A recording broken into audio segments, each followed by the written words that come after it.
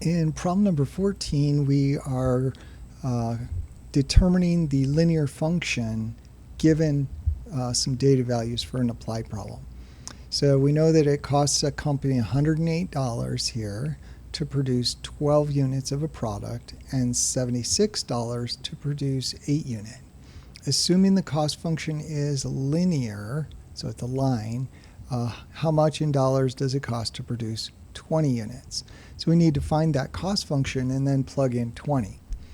So your cost here depends on the number of units. So the units is going to be your X, and your Y is going to be cost. So when we had 12 units, it cost 108. So when X is 12, Y is 108. And it costs 76 to produce 8. So when X is 8 units, Y is $76. So why don't we go ahead and label these X1, Y1, X2, Y2. And then we want to find that equation of that linear cost function, y equals mx plus b. So first we need our slope here. So m is going to be y2 minus y1 over x2 minus x1.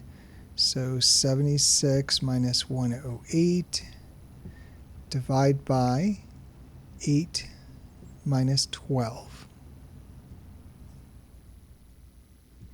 So 76 minus 108, that's negative 32. 8 minus 12 is negative 4. 32 divided by 4 is 8. So our slope is equal to 8.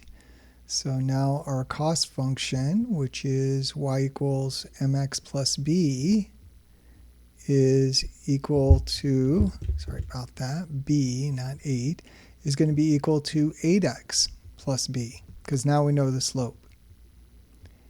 And now we can plug in either one of these points to get our y-intercept.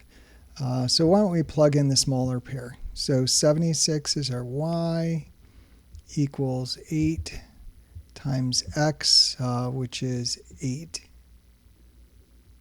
plus b. So that gives us 76 is 64 plus b. And then subtract 64 on both sides, so bring that over as a negative. So your b is going to be 76 minus 64, which is 12. So that's going to tell us then that our linear cost function is 8x plus 12. And then they ask us, what about the cost of 20 units? So that's saying x equals 20. Plug that in and find your y value or your f of x value. So your cost here is going to be 8 times 20, which is 160, plus 12, 172. So that's $172. So you got to find the equation of your line and then plug in the given x value.